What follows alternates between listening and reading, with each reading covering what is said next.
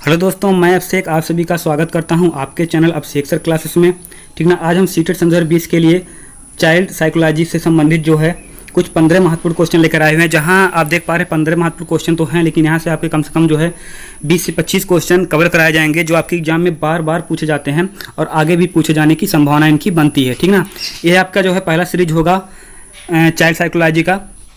इससे पहले जो है हम जो है हिंदी के भी सेशन को शुरू कर दिए हैं, आप उसको भी देखें, वहाँ भी काफ़ी इंपॉर्टेंट क्वेश्चन कवर हो रहे हैं। ठीक ना, और साथ ही साथ जो है आपके ईबीएस से संबंधित जो क्वेश्चन आते हैं और कुछ शिक्षण के जो ईबीएस के होते हैं उसको भी हम कवर कर रहे हैं, तो आप उसको भी प्लेलिस्ट में जा करके देख सकते हैं। तो चलिए क्वेश्चन की तरफ चलते हैं, देखते हैं। पहले क्वेश्चन की बात करते हैं तो देखिए कहा गया है निम्नलिखित प्रश्न का उत्तर देने के सबसे उचित तरीके का आपको जो है उचित विकल्प जो होगा उसी को क्या करना है, चुनना होगा। ठीक है ना, तो देखिएगा पहला क्वेश्चन कहा गया है कि प्राथमिक स्तर पर एक शिक्षक में निम्नलिखित में से किसे सबसे महत्वपूर्ण विशेषता माननी चाहिए। ठीक ना, यानी आप प्राथमिक स्तर पर अगर आप शिक्षक का काम करा रहे हैं तो जो ऑप्शन दिया गया है इनमें से सबसे महत्वपूर्ण जो है विशेषता आप किसको मान सकते हैं। पहला ऑप्शन दिया गया है धैर्य एवं दृढ़ता, दूसरा ऑप्शन है शिक्षक पद्धतियों और विषयों के ज्ञान में दक्षता, चौथा ऑप्शन है अति मानक भाषा में पढ़ने की दक्षता, चौथा ऑप्शन कहा गया है पढ़ने की उत्सुकता।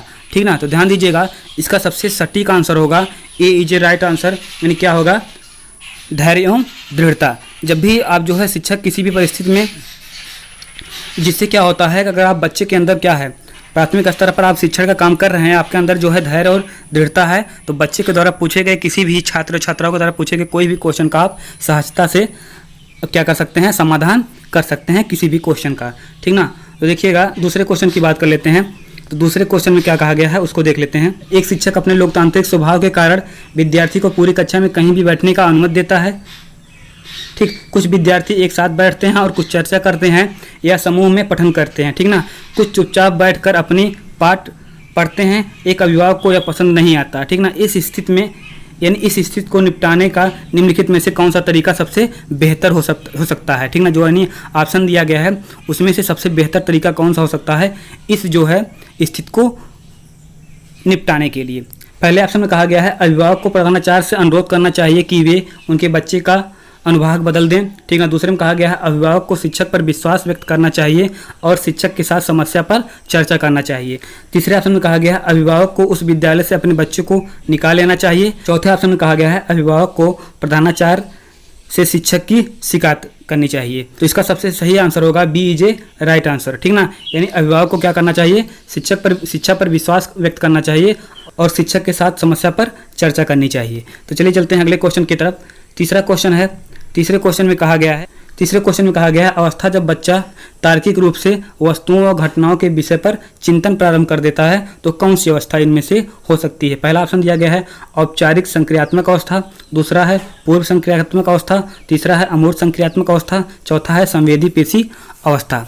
ठीक ना, तो ध्यान दीजिएगा इसका राइट ऑप्शन होगा सी इज राइट ऑप्शन, यानी अगर बच्चा जो है तार्किक रूप से किसी वस्तु या घटना पर चिंतन करना प्रारंभ कर दिया है तो वो सी मतलब कौन सा ऑप्शन सही होगा, वह अवस्था जो होगी मूर्त संक्रियात्मक अवस्था कहलाएगी, जो 7 से लेकर के 11 वर्ष तक की होती है। ठीक ना, और जो ये चारों अवस्थाएं होती हैं इनको देने वाले जो मनोवैज्ञानिक थे वो कौन थे, पियाजे थे। ठीक ना, पियाजे जी ने बताया कि ये 4 अवस्थाएं होती हैं, औपचारिक, पूर्व संक्रियात्मक अवस्था, मूर्त संक्रियात्मक अवस्था और संवेदी पेशी अवस्था, ये 4 अवस्थाएं होती है। तो ध्यान दीजिएगा जो आपकी मूर्त संक्रियात्मक अवस्था होती है ये 7 से 11 वर्ष की होती है और इस अवस्था में जो है 5 प्रमुख जो है योग्यताएं जोड़ी गई हैं। ठीक ना, कितने 5 प्रमुख योग्यताएं जोड़ी गई हैं, कौन कौन सी हैं, संरक्षण है, संख्या बोध है, क्रमानुसार है, वर्गीकरण है और पारस्परिक संबंधों की क्षमता की बात की गई है। तो चलिए चलते हैं अगले क्वेश्चन की तरफ।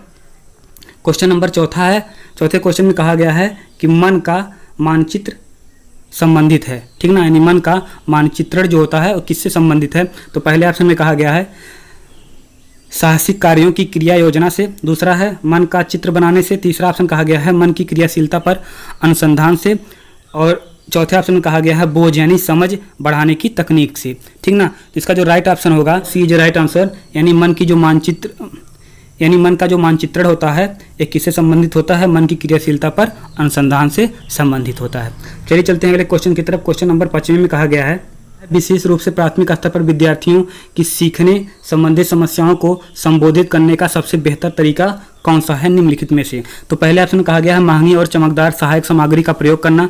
दूसरे में कहा गया है सरल और रोचक पाठ्य पुस्तक का प्रयोग करना। तीसरे में कहा गया है कहानी कथन पद्धति का प्रयोग करना। और चौथे में कहा गया है क्षमता के अनुरूप विभिन्न शिक्षण पद्धतियों का प्रयोग करना। ठीक ना, तो ध्यान दीजिएगा, इसका राइट ऑप्शन हो जाएगा, इसका right option D is right option होगा। यानी क्या हो जाएगा, क्षमता के अनुरूप विभिन्न शिक्षण पद्धतियों का प्रयोग करना, यह जो होता है प्राथमिक स्तर पर विद्यार्थियों के सीखने संबंधित समस्याओं का सबसे बेहतर तरीका हो सकता है। ठीक ना, चलिए चलते हैं अगले क्वेश्चन की तरफ। तो अगले क्वेश्चन में कहा गया है जब बच्चा फेल होता है तो इसका तात्पर्य क्या है। तो पहले ऑप्शन में कहा गया है कि बच्चे ने उत्तर को सही तरीके से याद नहीं किया था। दूसरे में कहा गया है बच्चे को प्राइवेट ट्यूशन लेनी चाहिए थी। तीसरे में कहा गया है व्यवस्था फेल हुई है। तो चौथे में कहा गया है बच्चा पढ़ाई के लिए योग्य नहीं है। तो इसका जो राइट आंसर होगा क्या होगा, सी इज राइट आंसर। यानी क्या होगा, जब बच्चा फेल हो जाता है तो इसका सही तरीका क्या है कि व्यवस्था फेल हो गई है। ठीक ना, अब क्या हुआ कि अगर जो है कोई छात्र जो है मानसिक रूप से पीड़ित नहीं है, अर्थात जो है सामान्य छात्रों यदि अगर वह सामान्य छात्र है और परीक्षा में फेल हो जाता है, इसका तात्पर्य होता है कि व्यवस्था जो है फेल हो गई है। ठीक ना, सातवें क्वेश्चन कहा गया शिक्षण अधिगम पर बल देने वाला परिवर्तन हो सकता है। पहला है बाल केंद्रित शिक्षा पद्धति अपनाकर, दूसरा है रटने को प्रोत्साहित करके, तीसरा है अग्र शिक्षा की तकनीक अपनाकर, और चौथे में परीक्षा परिणामों पर केंद्रित होकर। ठीक ना, यानी इनमें से कौन सा ऐसा ऑप्शन सही है जो शिक्षण अधिगम पर बल देते, अगर आप बल देते हैं तो उसमें परिवर्तन हो सकता है। ठीक ना, तो ध्यान दीजिएगा, इसका राइट ऑप्शन होगा ए इज ए राइट ऑप्शन। यानी क्या होगा कि अगर आप जो है शिक्षण अधिगम पर बल दे रहे हैं तो उसमें कौन सा परिवर्तन होगा, यानी आप जो है बाल केंद्रित शिक्षण पद्धति को अपना करके शिक्षण अधिगम पर परिवर्तन कर सकते हैं। ठीक, यानी आप जो भी पढ़ा रहे हैं बच्चे को जो है केंद्र में रख करके ही आप शिक्षण पद्धति कराएं तो इससे क्या होगा, शिक्षण अधिगम पे परिवर्तन हो सकता है। चलिए चलते हैं अगले क्वेश्चन की तरफ। देखिएगा 8वें क्वेश्चन में कहा गया है बीजों का अनुकरण संकल्पना के शिक्षण का सबसे प्रभावी पद्धति है। ठीक ना, पहला ऑप्शन दिया गया है विद्यार्थियों द्वारा पौधों के बीज बोने और उनके अनुकरण के चरणों का अवलोकन करना। दूसरे में कहा गया है कि सैंपल पर चित्र बनाना और वर्णन करना। तीसरे में कहा गया है बीज की वृद्धि के चित्र दिखाना, और चौथे में कहा गया है विस्तृत व्याख्या करना। ठीक ना, तो इसका राइट ऑप्शन हो जाएगा ए जे राइट ऑप्शन। यानी आप जो है विद्यार्थी द्वारा पौधों के बीज बोए और उनके अनुकरण के चरणों का अवलोकन करें, तो यह जो है बीज के बोने का शिक्षण का सबसे प्रभावी पद्धति हो सकती है, इसलिए जो है ए जे राइट ऑप्शन। ठीक ना, चलते हैं अगले क्वेश्चन की तरफ। 9वें क्वेश्चन में कहा गया है समावेशी शिक्षा। पहले ऑप्शन में कहा गया है कक्षा में विविधता का उत्सव मनाती है। दूसरे ऑप्शन में कहा गया है दाखिले संबंधित कठोर प्रक्रियाओं को बढ़ावा देती है। चौथे में कहा गया है तत्वों की शिक्षा से संबंधित है। चौथे में कहा गया है हाशिए पर स्थित वर्गों से शिक्षकों को सम्मिलित करने से संबंधित है। ठीक ना, इसका राइट ऑप्शन हो जाएगा ए इज राइट ऑप्शन। यानी समावेशी शिक्षा क्या है, कक्षा में विविधता का उत्सव को मनाती है। ठीक ना, इसलिए ए इज राइट ऑप्शन। अगर आप समावेशी शिक्षा की बात कर लेते हैं तो इसमें क्या होता है, जब भी आप शैक्षणिक कार्य करा रहे होते हैं तो इसमें एक सामान्य बालक और एक दिव्यांग बालक में कोई भी भिन्नता नहीं होनी चाहिए। इनको जो है समान अवसर मिलना चाहिए शिक्षण के क्षेत्र में। ठीक ना, चलिए चलते हैं अगले क्वेश्चन की तरफ। 10वां क्वेश्चन में कहा गया है कि किस प्रकार के प्रश्नों को वस्तुनिष्ठ प्रश्न की श्रेणी में रखा जाता है। देखिएगा, पहला ऑप्शन है लघु उत्तरीय प्रश्न, दूसरा है मुक्त उत्तर वाले प्रश्न, तीसरा है सत्य असत्य, चौथा है निबंधात्मक प्रश्न। तो ध्यान दीजिएगा, जब भी वस्तुनिष्ठ प्रश्न की बात की जाएगी तो उसमें सत्य असत्य वाले क्वेश्चन शामिल होते हैं। ठीक ना, यानी जब भी आपसे कोई मौखिक बात पूछी जाती है तो उसमें आप तो यस या नो की बात करते हैं। ठीक ना, या फिर जो है एक शब्दों में या दो शब्दों में उसके उत्तर को खत्म करते हैं, तो वही आपका होता है वस्तुनिष्ठ प्रश्न की बात की गई होती है वहाँ पर। देखिएगा अगले क्वेश्चन में की बात करते हैं। तो 11वें क्वेश्चन में कहा गया है बच्चों द्वारा की जाने वाली त्रुटियों के संबंध में निम्नलिखित में से कौन सा कथन सत्य है। पहला ऑप्शन दिया है यदि एक शिक्षक कक्षा में सभी बच्चों की त्रुटियों को सुधारने योग्य नहीं है तो संकेत करता है कि शिक्षक जो है शिक्षण व्यवस्था में असफल है। दूसरे ऑप्शन की बात करते हैं। दूसरे ऑप्शन में कहा गया है एक शिक्षक को प्रत्येक त्रुटियों पर ध्यान नहीं देना चाहिए अन्यथा पाठ्यक्रम पूरा नहीं होगा। ठीक ना, तीसरे ऑप्शन की बात करते हैं प्रत्येक त्रुटियों को सुधारने में बहुत अधिक समय लगेगा तथा एक शिक्षक के लिए थकान यानी थकने वाली बात होगी। ठीक ना, और चौथे ऑप्शन में कहा गया है स्वयं बच्चों द्वारा त्रुटियों को सुधारा जा सकता है, इसलिए शिक्षक को उन्हें तुरंत ही नहीं सुधारना चाहिए। तो ध्यान दीजिएगा, इसका सबसे राइट ऑप्शन जो हो जाएगा ए इज ए राइट ऑप्शन। यानी क्या होगा कि अगर बच्चों द्वारा कोई त्रुटि हो रही है तो अध्यापक को जो है उस त्रुटियों को दूर करना चाहिए। अगर ऐसे करने में अध्यापक असफल हो रहा है, शिक्षक शिक्षण कार्य की व्यवस्था में क्या है, असफल, इसलिए ए इज ए राइट ऑप्शन। चलिए चलते हैं अगले क्वेश्चन की तरफ। क्वेश्चन नंबर 12 में कहा गया है नर्सरी कक्षा में शुरुआत करने के लिए कौन से विषय सबसे अच्छी होती है। कहा गया है मेरा विद्यालय, दूसरा कहा गया है मेरा परिवार, तीसरा कहा गया है मेरा प्रिय, चौथा कहा गया मित्र या मेरा पड़ोस। इसका राइट ऑप्शन होगा बी जे राइट ऑप्शन, यानी क्या हो जाएगा, मेरा परिवार। चलिए चलते हैं अगले क्वेश्चन की तरफ। क्वेश्चन नंबर 13 में कहा गया है कि प्राथमिक कक्षा में सकारात्मक वातावरण निर्मित करने के लिए एक शिक्षक को, ठीक ना, यानी प्राथमिक कक्षा में आप जो है सकारात्मक वातावरण अगर निर्भर करना चाह रहे हैं या निर्मित करना चाह रहे हैं तो एक शिक्षक को क्या करना चाहिए। पहला ऑप्शन कहा गया है विभेद नहीं करना चाहिए और प्रत्येक बच्चे के लिए समान लक्ष्य सुनिश्चित करना चाहिए, ठीक ना, ये जो है हो सकता है। चलिए देखते हैं क्या इससे और भी सटीक आंसर कोई मिल सकता है। दूसरे ऑप्शन में कहा गया है समूह गतिविधियों के दौरान सामाजिक नीति के आधार पर उन्हें अपने समूह बनाने की अनुमति देनी चाहिए, गलत है, ठीक है ना, कोई भी सामूहिक अनुमति नहीं देना चाहिए। तीसरे में कहा गया है सकारात्मक अंत वाली कहानियां सुनानी चाहिए। डी में कहा गया है सुबह प्रत्येक बच्चे का अभिवादन करना चाहिए।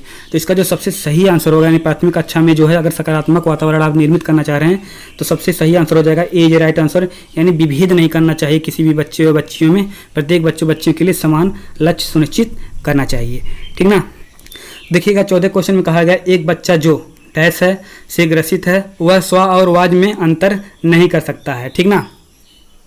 तो यह कौन सा विकार कहा जाएगा। पहला कहा गया है डिसलेक्सिया, दूसरा कहा गया है डिसमोर्फिया, तीसरा कहा गया है डिसग्राफिया, चौथा कहा गया है डिसकैल्कुलिया। यह जो है काफ़ी इंपॉर्टेंट होता है, यहाँ से आपका एक क्वेश्चन जरूर बनता है हर साल, तो आप इसको कवर कर लीजिएगा। इसको जो हमने पढ़ाया हुआ है आप प्लेलिस्ट में जा करके इसको जरूर पढ़ लीजिएगा। तो देखिएगा इसका राइट ऑप्शन होगा ए जे राइट ऑप्शन, यानी अगर बच्चे के अंदर यानी किसी भी के अंदर जो है पढ़ने संबंधित कोई विकार है तो उसको क्या कहा जाएगा, डिसलेक्सिया, ठीक ना। चलिए चलते हैं अगले क्वेश्चन की तरफ। चलिए लास्ट क्वेश्चन होगा 15 नंबर। कहा गया है निम्नलिखित में से कौन सी विशेषता समस्त समाधान उपागम का विशेष चिन्ह है। पहले ऑप्शन में कहा गया है समस्या जो है मौलिक होती है, दूसरे ऑप्शन में कहा गया है सही उत्तर प्राप्त करने के लिए समानता एक उपागम होता है, तीसरे में कहा गया है समस्या केवल एक सिद्धांत प्रकरण पर आधारित होती है, चौथे में कहा गया है समस्या कथन में संकेत अंतर्निहित रूप से दिया होता है। तो देखिएगा इसका जो राइट ऑप्शन होगा D is A right option, समस्या कथन में संकेत अंतर्निहित रूप से दिया होता है, यानी कोई भी अगर आपको समस्या आपको कोई कथन दिया होता है समस्यात्मक तो उसमें किसी न किसी सांकेतिक रूप में जो है समस्या उसमें निहित होती है, इसलिए आपका D is A right option. तो चलिए बस आज के लिए इतना ही। अगर आपको वीडियो अच्छी लगी हो तो कमेंट बॉक्स में कमेंट करके जरूर बताएं, और अगर आप हमारे चैनल पर पहली बार हो तो चैनल को सब्सक्राइब करें और अपने दोस्तों के साथ शेयर करें।